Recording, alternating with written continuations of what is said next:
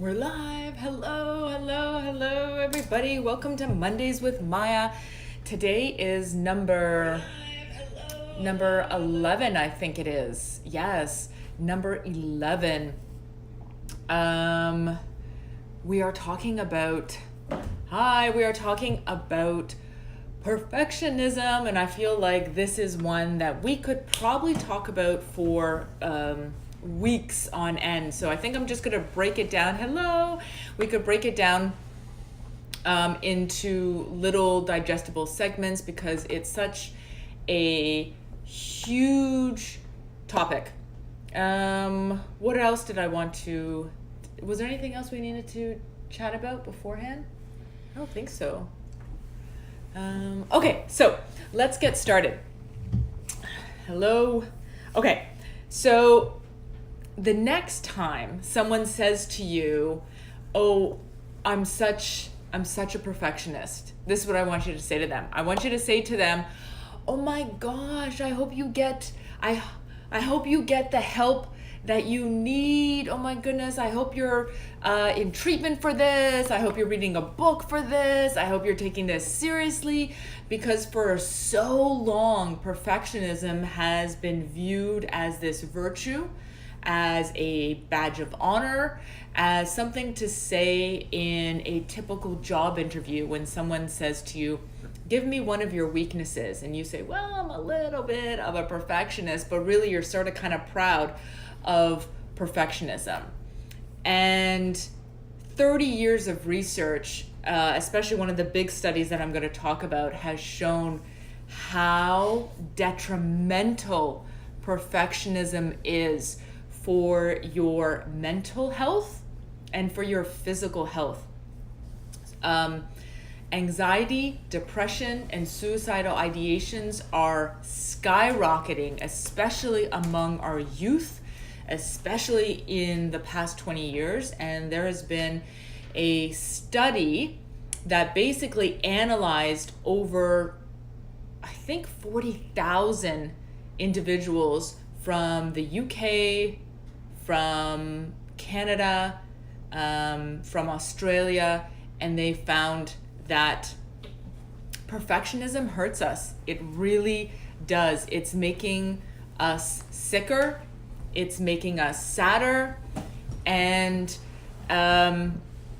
it's leading to a hyper state of comparison with others where we feel continuously worse. And then that leads to procrastination and avoidance. So perfectionism is not something that we want to be encouraging in our kids, in our students, and certainly not in ourselves. And so let's break down what it is, the 3 different types of perfectionism, what the main studies show, and how we can start to retrain our minds, because perfectionism isn't so much a behavior as it is a mindset, a thought process. So perfectionism is a pursuit of flawlessness. It's not trying to be really good at something. It's not trying to be excellent. It is a pursuit of flawlessness. And flawlessness is unattainable. It's unachievable, and you are guaranteed to set you up for failure. And for perfectionists, failure is the one thing that they will do, that they avoid at all costs. So what are some of the signs that you are a perfectionist? So I'm just going to read out, there's actually 45 attributes of perfectionism, and this is taken from the multidimensional perfectionism scale from the leading researchers Hewitt and Flett. And so I just want to read off a few of these for you and see where you fall in these scales, okay? When I'm working on something, I can't relax until it's perfect. Maybe that something is cleaning something in your house. Maybe it's writing a paper for work or school. Maybe it's putting together an outfit. It can be in any area of your life, but when you're working on a task, you cannot physically relax and let it go until it's perfect. That's a sign. That's one of the main attributes of being a perfectionist. Another one is, I find it difficult to meet other people's expectations of me. One of my goals is to be perfect in everything I do. Sports, fitness, diet, relationships. I want to be the perfect daughter. I want to have the perfect body. I want to eat perfectly. So I want to be perfect in everything I do. That's another of the main questions here. It's very important to me that I am perfect in every single thing I try to do. The people around me expect me to succeed at everything I do. Others won't like me if I don't excel at things. It makes me feel uncomfortable to see a mistake in my work, whether at school or actually in your job. It physically makes you feel uncomfortable when you recognize that there's a mistake there. So you can look this scale up for yourself online. Oh, hey Derek, and see where you fall on that scale. So there's 3 main types of perfectionists, and one is self-oriented. So this is when you have incredibly high expectations of yourself. So perfectionism is turned inward. So that's self-oriented perfectionism. It's directed at you, and you have unrealistic expectations of yourself.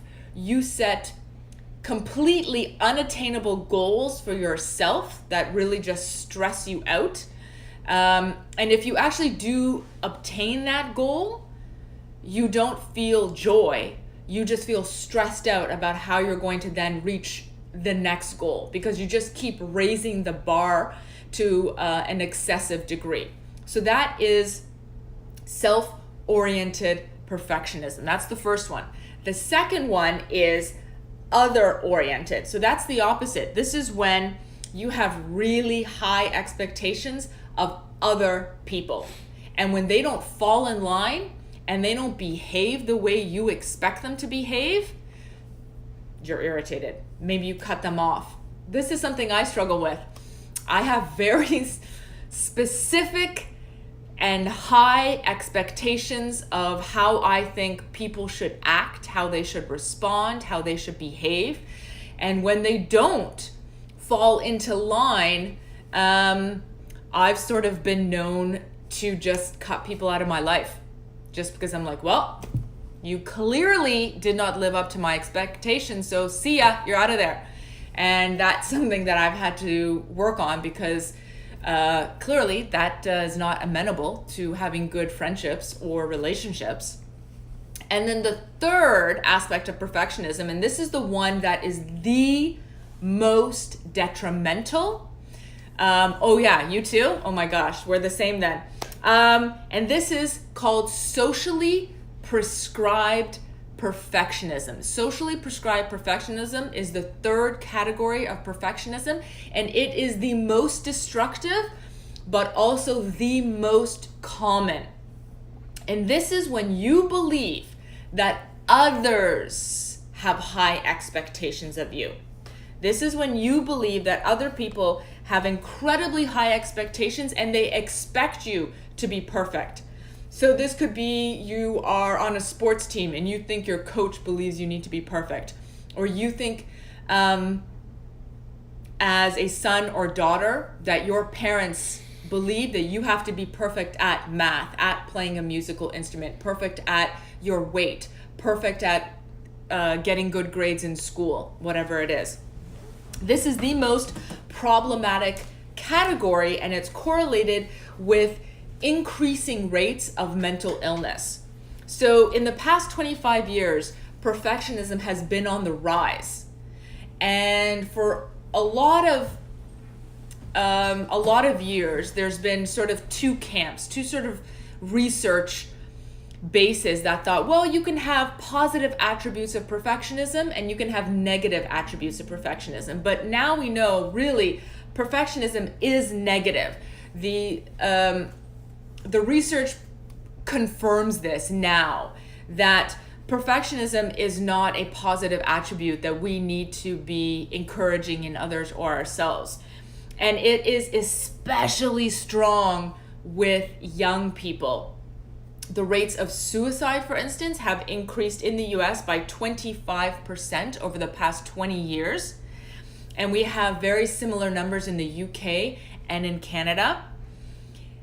And what we know is from Thomas Curran's research out in Australia, he has led the most exciting research on perfectionism, is that young people are interacting differently now than 10 years ago, even differently than 5 years ago. Young people right now are interacting predominantly through social media, like this, not face-to-face, not eye contact. Our youth are really interacting and spending inordinate amounts of time comparing their lives and their lifestyles. And what we know is that to look perfect online is more important for our youth than to actually be perfect. They love the idea of creating this falsehood on social media that they have the perfect clothes, the perfect outfit, they have the perfect relationship, they've got the perfect style, marks, whatever it is. And they are overly concerned with creating this perfect lifestyle and how they appear to others, which correlates to that third category. Just a sec. Probably because I just wolfed down a bag of chips before this. Okay. And then, so we've got that. We've got the rise of social media, but then also we have this rise of hyper competitiveness and standardized testing in schools. And we've got a lot of teachers focusing on test the material, rather than teach life skills.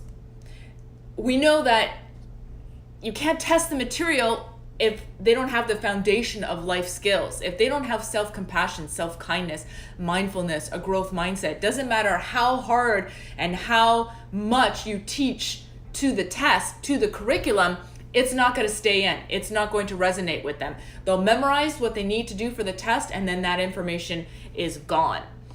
So what we now have created among our youth is an obsession with doing well on these tests and a fear of failure, a fear of making mistakes, and a hesitancy to take risks, to think outside the box, to be more innovative or creative. And that's really the harmfulness of perfectionism, is that it keeps people in their comfort zone of just repeating tasks that they already know they are good at, rather than innovating, creating, taking action, going out of their comfort zone and doing something different, because there's always the risk of failing. And that's what perfectionists want to avoid at all costs. And they want to do that because at the heart of perfectionism is perfecting the self. You want to appear perfect so that the flaws within you are not visible to anybody else. Because if people then see your flaws, they can see that you're not perfect, and maybe they won't like you as much, and maybe they won't be your friend, and maybe they won't love you, and maybe that relationship won't be there. The problem is that this quest for perfectionism, it's basically just like a downward spiral. And Dr. Curran has this great phrase, and he calls it a cycle of defeat. And that's really what perfectionism is. So let me tell you about the study. So they studied perfectionism, and they looked at all the data, all the studies that had been done for the past 27 years on perfectionism across multiple countries. And so they basically looked at 40,000 young people from the US, from Canada, and from the UK, and they looked at college-aged kids. And they found that although all three levels of perfectionism have been on the rise, it was the socially prescribed perfectionism, this idea that you believe others think that you need to be perfect, that has shown the largest increase over time. And the problem is, even if you think you can be perfect or obtain that perfect lifestyle, the better you do, the better you think you have to do, the better those expectations then become. And what he argues is that this breeds hopelessness and helplessness with our youth. And I want you, if you have a piece of paper and a pen on you, I want you to think about how perfectionism has helped you or harmed you in your life. And I want you to write down on a piece of paper how perfectionism has either helped you or harmed you in a variety of different categories. Because we can be perfectionists in certain areas of our lives, and we can think like an optimalist, somebody who has more realistic expectations in other areas. So for instance, I could be a perfectionist in my public speaking and practice relentlessly and obsessively, but I'm not a perfectionist with my fitness or my diet. So write down on a piece of paper, how has perfectionism helped or harmed you with school or your prior schooling, work projects. So school, work, family, your appearance, relationships, and activities, volunteer work, extracurricular, sporting activities, and then write down how striving for perfection and what has been the consequence for you. I suspect that when you do this, you will find that there have been more negative consequences than positive consequences. I also want you to think about, what does perfectionism feel like to you? What does it feel like in that moment? And think of a cycle, if you will, because perfectionism starts off with an emotion, and then it leads to a physical sensation, and then it leads to a thought process or a behavior. And then it just keeps going in that cycle of defeat. So you've got an emotion at the top, it leads to a physical sensation, it leads to a thought process, which then leads to a behavior. So that initial emotion, when you're struggling with a perfectionist tendencies, whether that is writing something, for many people it's sitting down and writing, or giving a talk, thinking about having to give a talk and speak in public, or you're working on a project at work, or if you're a student, you're trying to work on a group project or an essay, whatever it is. When you feel that wave of perfectionism coming on, what does it feel like? Some of those feelings can be worry, you're anxious, you're tense, you're nervous, you're embarrassed, you're stressed, you're panicked.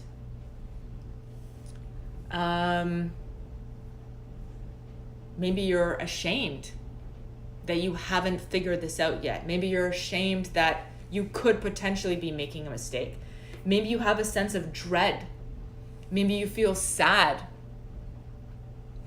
Okay, so Michelle has said, it feels fake and a pressure that will make me fumble instead of doing my best and feeling good. Ooh, that's so good.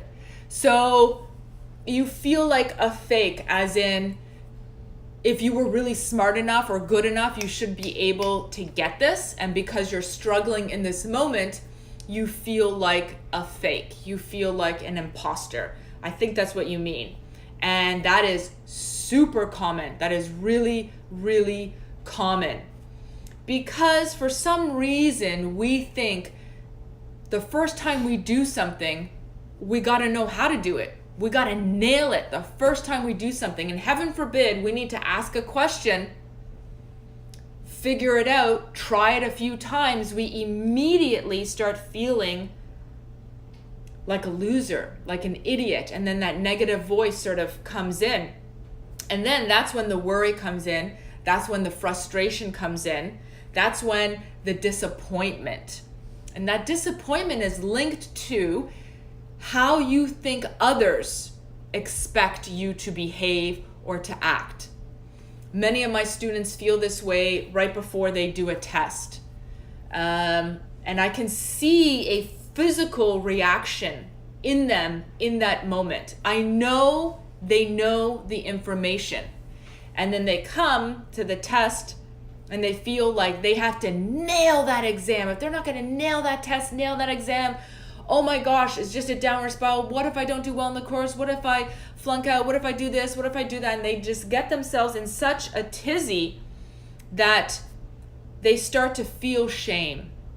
They start to feel disappointment in themselves in that moment. And then that triggers a mental block. Now they really can't remember the information because they just sort of talk themselves into an anxious state. So write down all those possible emotions that you could have for yourself. Like, I feel fake. I don't feel smart enough. And then what are the physical transformation in you? What are those physical sensations? Those physical sensations can be clenched jaw, clenched hands, sweaty palms, a nervous tic, accelerated heart rate, sweating, dry mouth, tingling numbness in your extremities, right? As in, not honest or comfortable to do my best and learn in the process. Yes, what you said. Okay. Thanks, Michelle. Yes. And then you have those physical sensations, right? For some of us, it's nausea. You just feel nauseous. You're like, oh my gosh, I feel like I'm going to faint. I feel, oh my gosh, I have to take this shirt off. I feel now I'm hot. Now I'm hot. Oh, now I'm cold. Give me another sweater. So all those physical sensations. And then that turns into a thought.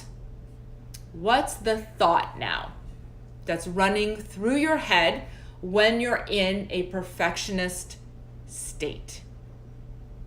Think about that. If you feel comfortable, you can type it in what that thought is. But for many of us, those thoughts are nasty. And whenever I ask my students, or whenever in my workshops I ask the audience or the participants to name the thought that goes through their head when they're in a perfectionist state and they feel like a fake and they feel like, oh my gosh. Yes, Jennifer, one of them absolutely is, I'm not good enough. When will this be over? Yep. When is this going to end? I'm an idiot. This was never going to work out. I should have never done this. And then we start thinking about all those other people that maybe planted seeds of doubt in your mind. Oh, this is exactly what my mom said. Oh, this is exactly what my friend said. Yes. Or Derek, are you saying shit? Yes. That is what comes through our mind. And then you have a behavior that's related to all those negative thoughts. And that behavior is usually, for perfectionists, one of four main behaviors. One is excessively, obsessively planning and organizing. As if you think if you just plan out well enough, you can estimate any potential problem that will come up, and you'll have a plan A, B, and C all neatly in place. But you can't plan for everything, right? Shit happens sometimes. Another behavior that perfectionists tend to do is we over-prepare and we overwork. The project is good enough. The paper is good enough. The presentation is good enough. My fitness routine is good enough. But nope. The perfectionist mindset says, go back, practice it one more time. Go back, go over that sentence one more time. Go over your grammar one more time. Go over editing that presentation one more time. Read it through one more time. Before you know, another hour has gone by, another hour, another hour, another hour. And you haven't moved forward because you have obsessively over-prepared, overworked something that a non-perfectionist would have walked away from long ago and said, that's good enough. That's good enough. Another thing is control.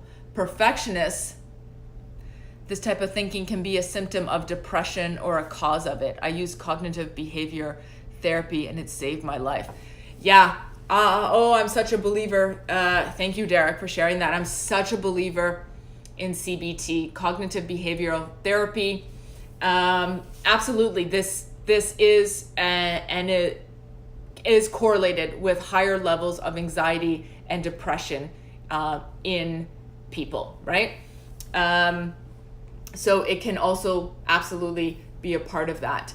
And cognitive behavior therapy is one of the most recommended strategies to deal with perfectionism. So the third coping mechanism, and the main 4 coping mechanisms for perfectionists, none of them are healthy, right? These are all unhealthy, poor coping strategies that don't move us forward. They don't make us feel better. And the third one is control. We want to control the outcome. We want to control the environment. We want to control the task. And because we want so much control,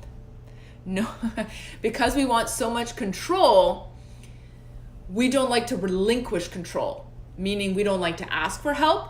We don't like other people to know that we're struggling. And we don't want to give up and delegate something to somebody else because then it won't be done perfectly. And that's why perfectionists end up doing everything themselves, because they hate losing control over that. That's why you find a lot of mums doing way too much in the house because they think, well, if I don't clean that, it's not going to be cleaned properly. If I don't do this properly, it's not going to work out. So I'm not even going to bother having my partner help out because I just know how to do it better and faster, and I'm just going to do it. And I actually used to do this with Ryo's playroom and think, I have a 6-year-old, and think, you know what, I'm just going to clean it up. I'm faster. I know where things go, and I know how to do it better because I wanted her playroom to look perfect. And I wasn't thinking, oh, maybe I should teach her the skills of how to clean up on her own and take responsibility for her toys. I was just thinking, no. I want a beautiful looking, neat, tidy playroom rather than it's going to look messy, and try to teach her these skills, right? And then the fourth coping strategy for perfectionists is, and you know this well, procrastination. Procrastination and avoidance. And then we just keep going round and around and around, overworking, going over every little bit of detail, over preparing, trying to have all the control, and then we work ourselves up into a tizzy, and then it becomes insurmountable. We feel overwhelmed, and then we push it off because now, oh my gosh, now I can't do it. Procrastination leads to avoidance, which then makes you feel like shit. And then there goes the cycle of defeat again and again and again and again. So how can we implement a strategy to interrupt these perfectionist thoughts? One is to recognize that for a lot of us, we've been thinking like this for a long time. We have been behaving like this for a long time. So you can't just read one book, listen to one talk, and things are going to be better now for you, right? It is a work in progress. So don't have perfectionist ideals about how to stop being a perfectionist. It's not a light switch.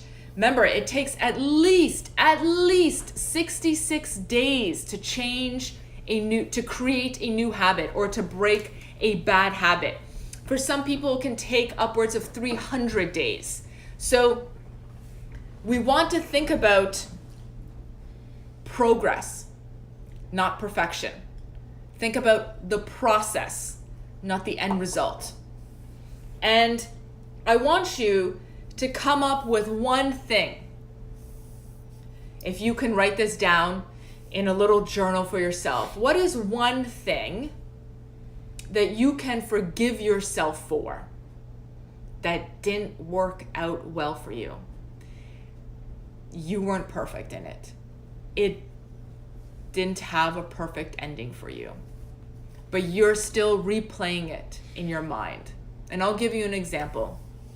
For a long time, I had a lot of shame around how long, and a lot of embarrassment and disappointment around how long it took me to finish my undergraduate degree. And for most people, it's 5 years to get a 4-year degree. That's the average, 5 years to get a 4-year degree. And if you follow me, you know that it took me 12 fucking years. And for 12 years, I felt like a fucking idiot. And I felt like I was nobody. And I felt like I was so fucking stupid. And I felt like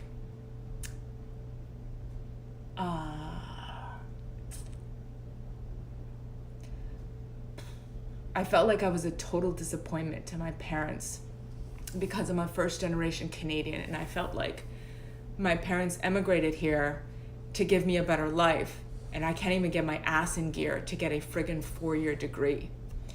And I remember dropping out of U of T from full-time status to part-time status and feeling the weight of the family culture and the generations who had never gone to school, and to know the privilege that I had of going to school and my parents helping me out with tuition and still not being able to get my ass in gear, and struggling and feeling like, oh shit, maybe I'm not smart enough to get a degree, like maybe I can't handle school.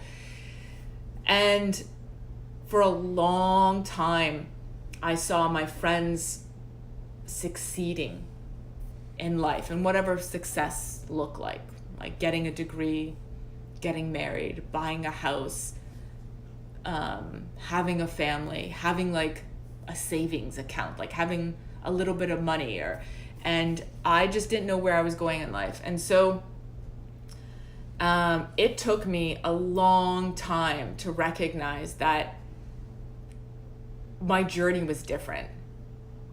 And it was jagged and chaotic and stressful, but my journey was different.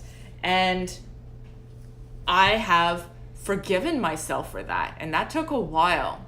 So I want you to come up with something where you were hoping to be perfect, hoping to do it perfectly, and it didn't work out for you. Can you forgive yourself for that?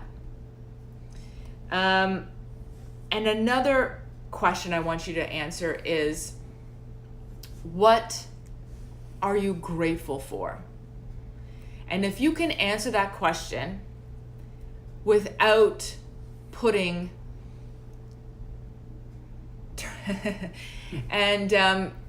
without putting your family in there. So what are you grateful for? But don't put your family in, because that's a given, right? We're all grateful for certain members of our family, new family that we created, friends that are family. And what are you grateful for?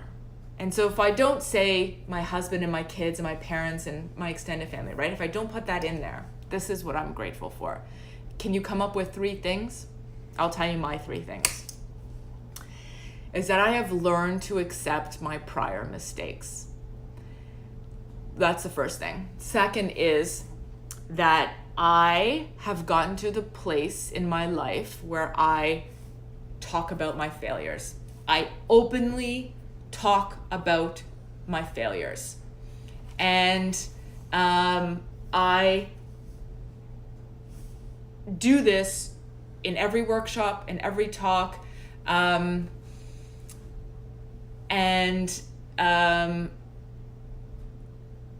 everywhere I go now, I start with my failures. Leanne says, you are a force. Undergrad is just a gateway. The real work happens later, but you made undergrad itself an achievement beyond measure. More than just a gateway, you created a legacy. Oh my goodness. Thank you, Leanne. That was lovely. And the third is, I'm getting better at removing my ego when I'm critiqued. I never used to be good at getting criticism. And because my ego used to get in the way. And now I've learned to sort of remove my ego from it and look at the critique as if it was a critique for somebody else.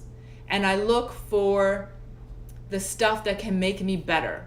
A better sociologist, a better public speaker, a better mother, a better partner. Look for that stuff when I'm critiqued on anything, and I get critiqued a lot. What can make me better? What can I grow from that? And then I sort of discard the rest, and I don't let it weigh on me. I still have pity parties, like for sure. Like I still feel sorry for myself, but I'm getting better at them. Like the pity parties are shorter. And then I want you to list 3 things that you do to show yourself some self-compassion.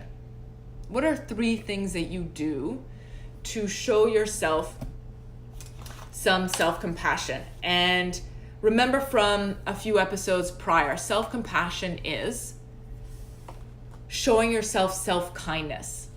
So self-kindness for me is recognizing when that shitty committee is going on replay. And so I have gotten really good at catching the really negative shit that I say to myself. And I'm good at catching it now.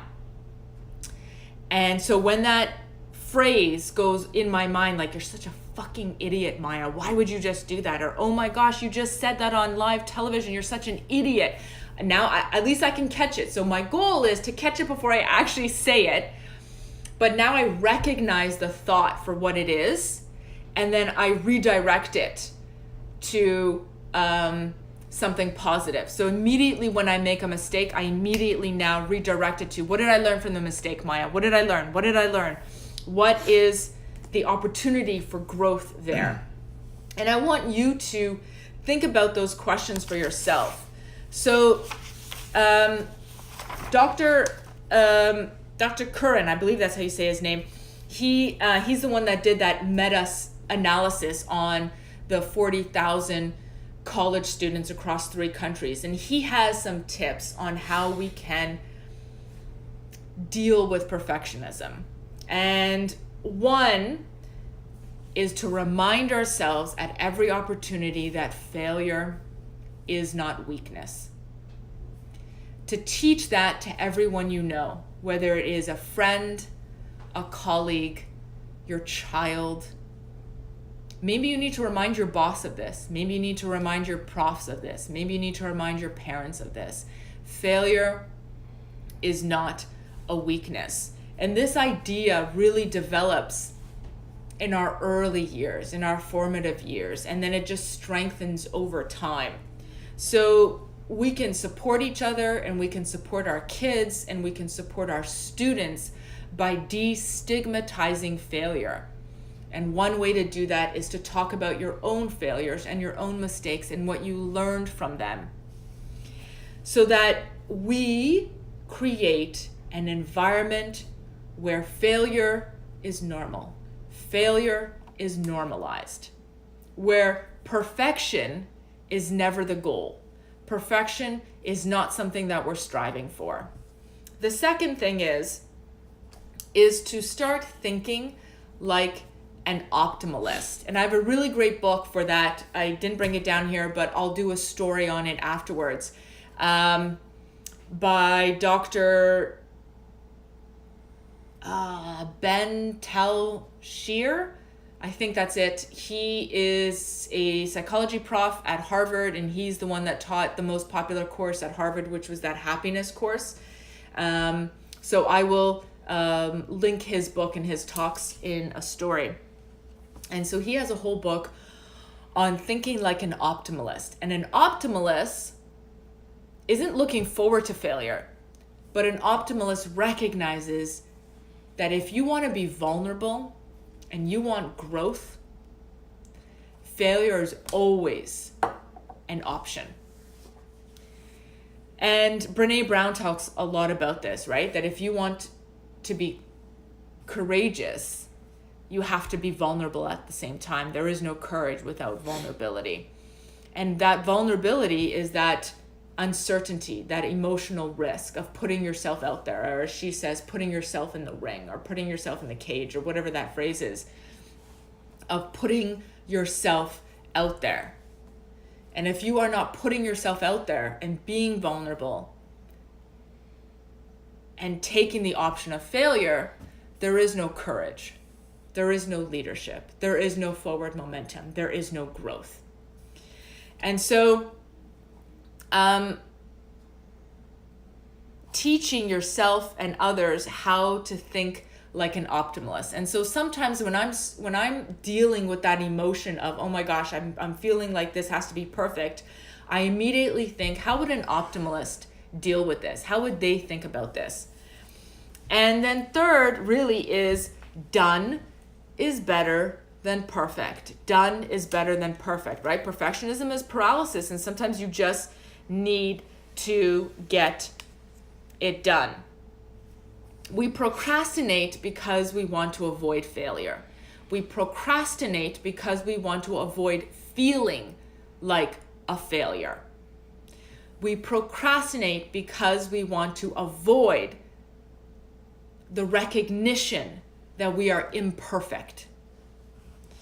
And then we put off the most important tasks, whether that's a school assignment or a work assignment or a task that you've always wanted to do but always thought you could never do. For a lot of you, it's write a book, learn a new language, start your own business. So we procrastinate and avoid the most important task because we feel like if we fail at that, we are a failure. And then we sort of overthink and ruminate over everything else. So we have to be aware of when that negative voice is coming in. And some cognitive behavior therapists encourage you to keep what they call a failure journal. So a failure journal is where you write down about sometime an experience, something that happened, something that you failed at. Write down a few of them. Write down everything that happened, how you felt, what the mistake was, how it failed, why you think you failed. And then write down what was your inner dialogue. What were you saying about yourself? What were the thoughts? What were the behaviors? What were those physical sensations? Write it all down. And then you write down, what did I learn? What was the lesson from this failure? What was the lesson from this failure? And you want to do this for a few failures and then look at, is there a pattern happening here? Am I repeating the same failure and the same mistake again and again because I'm not learning my lesson? So certainly for me, taking so long to finish my undergrad, the lesson for me was I had to figure out how to be self-compassionate. And you want to know what the irony was? During the entire time that I struggled to get an undergraduate degree, do you know what my volunteer job was for 10 years? It was helping the dying. So I mentioned this in a previous segment, but I was a hospice volunteer for a decade. And I went into people's homes who had 6 months or less to live, and I took care of them for a 4-hour shift every Friday night from 6 to 10 p.m. I was in Little Italy or Little South Korea or different areas in Toronto, and I took care of somebody who was dying, and I went into their home and I made them dinner and I sat with them and I held their hand, or I massaged their feet, or I helped with their meds, or I listened to them, or I was just a presence while they slept, and it allowed the family member to go out and take a break. So at the same time that I was able to show compassion and kindness to strangers for 10 years, I couldn't show it to myself. Ain't that ironic? So I didn't actually see that connection until years later, that I was so hard on myself that I specifically took the most hardcore volunteer job that I could to be in somebody's home, to bear witness to their death, to bear witness to the family drama and the chaos of people's lives, to be there and show them kindness and compassion, but I couldn't do it to myself. And another thing that my undergraduate failure taught me in the end was to get rid of the shame around failure. That process taught me to destigmatize failure. And it was because of that long ass, for me, shameful journey, that I was then able to fail getting into graduate school and brush it off. I was able to fail trying to get into graduate school the second time and be like, it's all good, I'm gonna get in there. All my inability to deal with failure as an undergrad, I was able to finally build up the resilience in graduate school. And then another cognitive behavior therapy strategy is to take action. Take action now. Something minor, small, baby step, but do it now. Do it today. So what can you do today? For instance, let's say, what can we do today to move you out of your comfort zone or to take action on something that you have been avoiding? Do you need to listen to a TED Talk on how to start your own business? Do you need to sit down at a computer and write down your failures, or start writing something that you have been avoiding? And one really good line I read is that we form opinions of others the same way we form opinions of ourselves, and that is through observation. So if you are constantly observing yourself staying in your comfort zone, then you start to think of yourself as somebody who can't take risk, who can't handle failure. But if you start taking action, you start observing yourself acting, which then changes your thought process, because then you start to see yourself as somebody as capable of taking action. So if you observe yourself taking action, then you can start working on those projects that you have been avoiding, right? And then you stop observing yourself as a procrastinator and an avoider, and start thinking and looking at yourself as a doer, a creator. So you can start doing that by taking small little steps every single day. And then the last strategy they recommend is to assess your emotional outlets. Who are you going to de-stress? Who are you talking to in your life to help you unpack a problem, to help you destigmatize a failure? Who can you talk to when you feel vulnerable, when you feel scared, when you feel sad? And you don't need to have 10 people, but you gotta have one. So who is that one person for you? Analyze, what are you doing for yourself when you are feeling like this, when you are feeling stressed and vulnerable? Are you writing in a journal? Are you going for a walk? Are you going in nature? Are you exercising? Are you what is your outlet? What is your personal outlet? And then what is an outlet that you have with somebody that you can speak to, whether you're speaking to them on Skype, on Zoom, on FaceTime, on texting, preferably not texting, but some face-to-face contact. And one last strategy that I'll give you, because I see we're ending, is what can you do to move past a failure? And one really good tip is the PRP process. So, that's an acronym. So PRP. So P stands for permission to be human. Permission to be human. So that is when you acknowledge what happened, what you failed at, and then what you're feeling.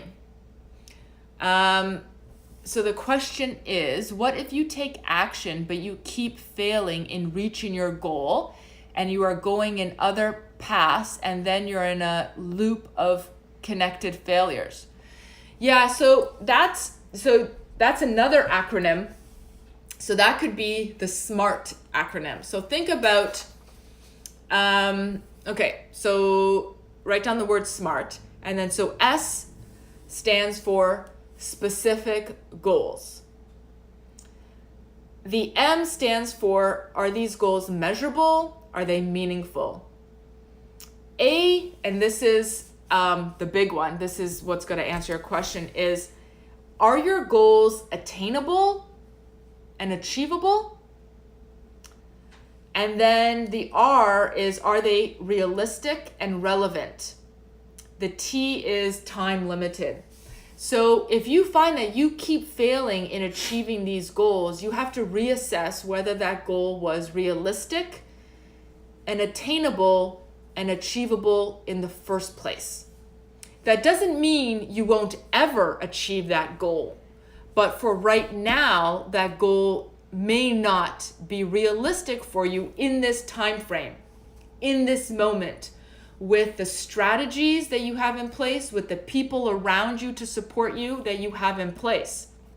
So how can you take that goal that you seem to be struggling with and chip away at it so it becomes a smaller, more achievable goal? And then you start putting these smaller goals in place to then get to that big goal. I mean, look at me.